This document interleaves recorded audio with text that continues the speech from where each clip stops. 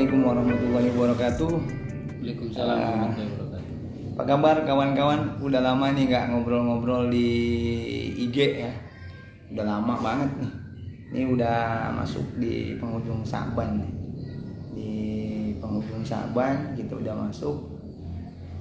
Mau ngobrol-ngobrol sedikit. Biasanya tuh di penghujung Sa'ban itu ada kegiatan yang memang umum, seperti pengajian massal di TPU taman atau tempat pemakaman umum yang sudah nggak asing terlihat terdengar di penjuru daerah semua. Bahkan momen kesempatan buat saling silaturahim untuk menziarahi daripada makam-makam ahli kuburnya. Nah, di samping saya ditemenin sama tokoh muda Islam dari Kampung Bangbon, Ustaz Rawi sehat? Ya, alhamdulillah sehat. Di DKM juga ya? Alhamdulillah. DKM. Masih jadi pengurus DKM Masih. DKM Masjid Jaminul Haq Jaminul Haq di Kampung Bangbon. Bangbon. Nah, ini salah satu pengurus daripada Dewan Kesejahteraan Masjid Kemakmuran Masjid. Makmur semua ya? Alhamdulillah. Kalau nomor umur Makmur semua. Lagi nggak sibuk kan ya? lagi nggak sibuk. Lagi pengen ngobrol-ngobrol nih. Ada semalam speakernya terdengar ya, baik di Citayam maupun di Bangbon tuh ada pengajian massal. Sedikit ada pengajian massal di Bangbon tuh gimana? Ya sejarahnya atau cerita-cerita. Sejarah pemakaman penggeraknya Ustaz. Ada penggeraknya ya? Penggeraknya istilahnya orang-orang tua dulu kita.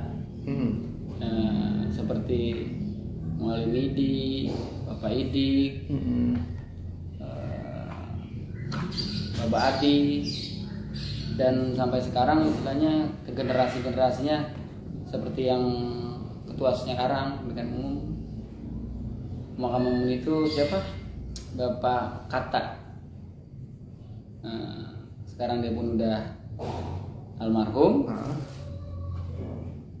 Memang pemakaman itu dicetusnya dari orang-orang tua dulu kita agar kita bisa berkumpul. Tapi RW 06, RW 07 dan RW 08 Ustaz. berarti dua kampung tuh ya? Dua kampung. Tapi memang asalnya memang itu sudah ada pemakaman atau memang ada sejarah tersendiri itu tanah bisa diamanahkan untuk pemakaman itu, ada muwakifnya, ada orang yang mewakafkan, atau memang dari zaman-zaman sebelumnya di zaman kolonial itu ada semacam? Iya, memang sejak dulu itu dari zaman kolonial istilahnya tak bertuan gini. Karena sekarang banyak istilahnya takut terjadi hal yang tidak diinginkan, dibikinin surat gitu untuk pemakaman tersebut. Iya. Ya mungkin ini sedikit pengetahuan saya ya. Ya mungkin sekarang sudah diatur lah sama pemerintah setempat itu tentang tata ruang pemakaman. Iya. Karena memang pemakaman itu ya kewajiban kita yang hidup terhadapnya mati gitu kan ya, untuk dimakamkan secara syariat Islam. Nah, yang saya tahu memang beberapa dekade ke belakang, beberapa tahun ke belakang, Bangbon itu ada sebagian ahli kubur yang dimakamkan di Citayam. Iya.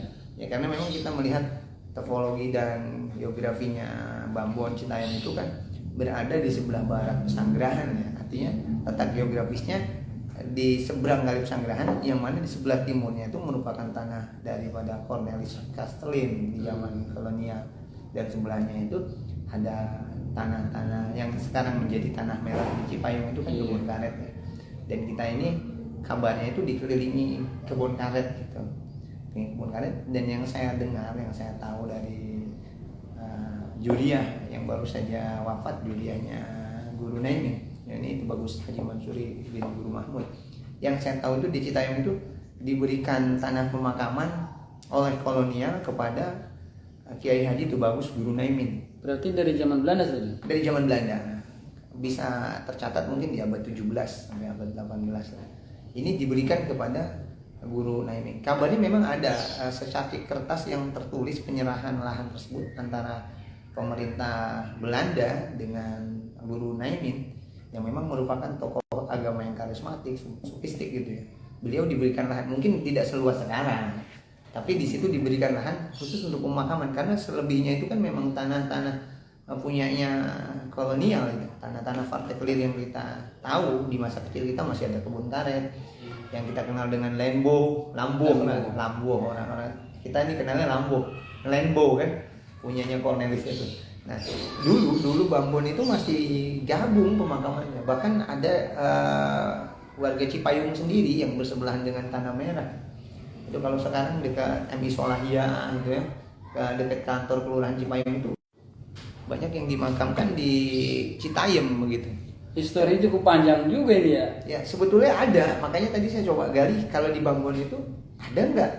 Mungkin anak-anak generasi Z kan yang nggak tahu gitu. Oh, iya. Harusnya mereka juga mengetahui, asal jangan cuma ngasal gitu, tapi usul. Berarti saya harus bikin histori pemakaman Poncol ini iya, saja. betul. Kalau di Citayam kebetulan kan dari semenjak 2019 sampai Covid melanda ini 3 tahun terakhir, banyak yang usia suyu ini, usia tua ini sudah banyak yang dikol. Kita repot untuk mencari sumbernya. Nah kalau itu nggak diturunkan kepada generasi bawah, minimal generasi 80-an kayak kita lah gitu. Atau 90. Kalau sekarang kan generasi Z, generasi milenial aja nggak peduli, apalagi generasi Z gitu. Lu mau dimakamin di mana gitu? Tiba-tiba dia pengen makam di sini, di situ kan sekarang sudah diatur tata ruangnya. Bambon sudah punya TPU sendiri. Bambon Jeringin tadi itu ya, RW 8, RW 7 dan RW sebelahnya mungkin sudah punya juga. Artinya pemerintah desa kita ini sudah setempat sudah memberikan tata ruangnya. Tapi mereka harus tahu dulu gitu. Ini ahli kubur lu, kakek moyang lu di mana? Gitu. Kok bisa ada di sana? Sekarang kok ini yang generasi Z dimakamkan di sini, kok kakek gua di sana? Ya kan pasti merujuk kepada sejarah. Kenapa bisa ada di sana? Gitu. Oh, mungkin kakek gue tinggal di sana atau tinggalnya tetap sini. Bentar dulu, lihat kepada sejarah dulu. Ya memang kalau kita melihat Citayam Bambon ya saling berkaitan juga ya istilahnya. Betul. Berkaitan. Makanya ada yang di makam Citayam, ada yang di Bambon gitu kan. Betul. Ya di pemakaman umum Poncol juga Ustaz istilahnya. Sekarang ada istilahnya mau perombakan baru karena ketua pemakaman umumnya meninggal gitu. Karena ini baru mau dibentuk istilahnya organisasi pengurusan ya baru memulai lagi.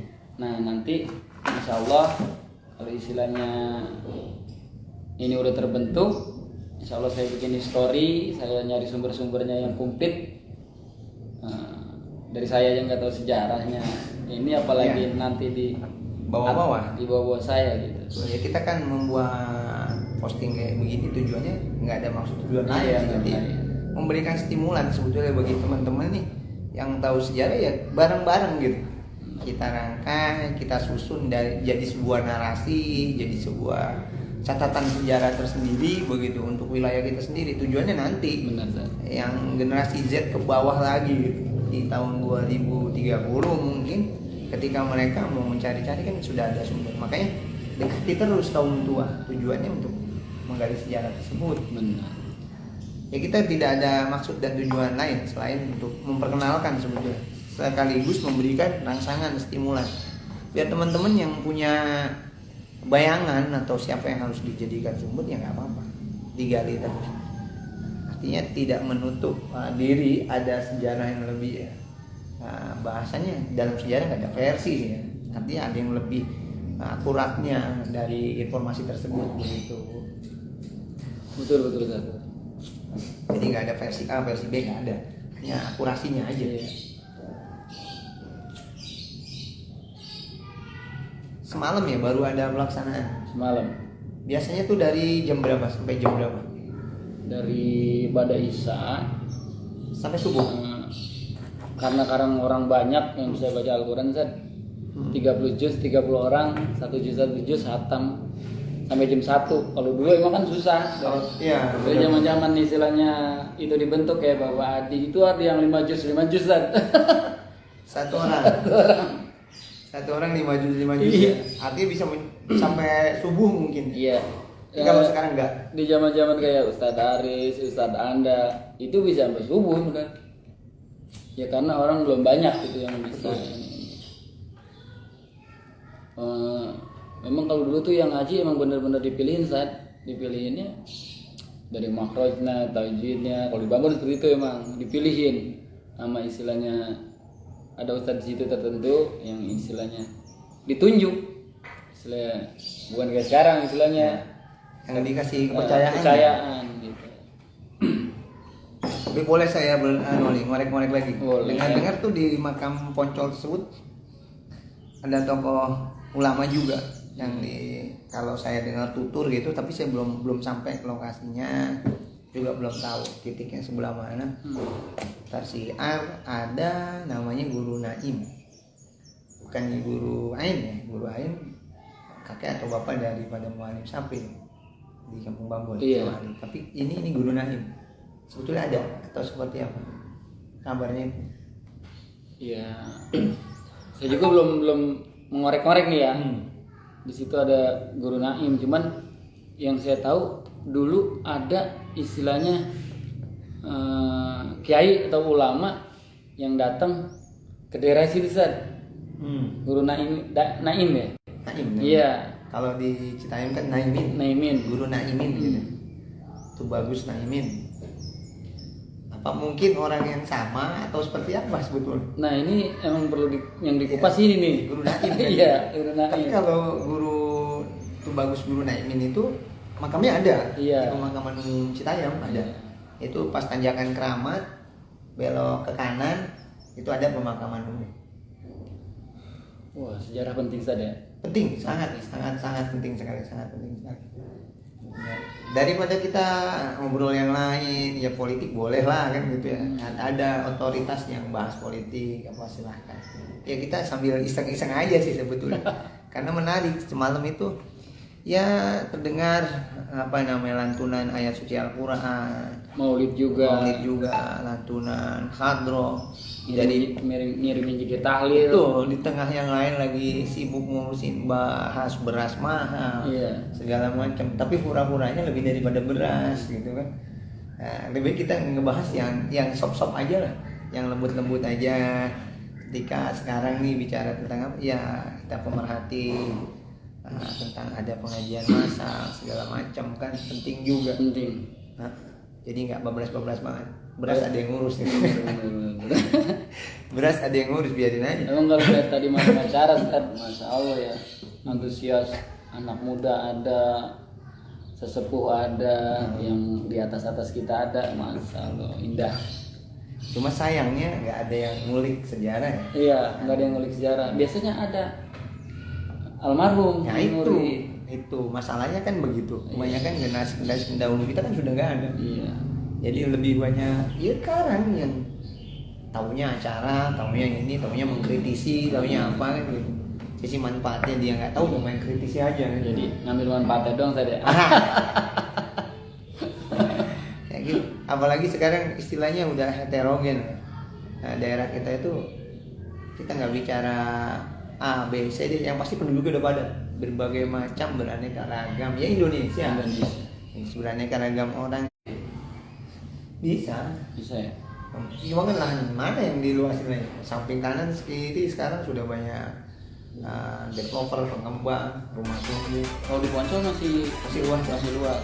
Kita nggak terima istilahnya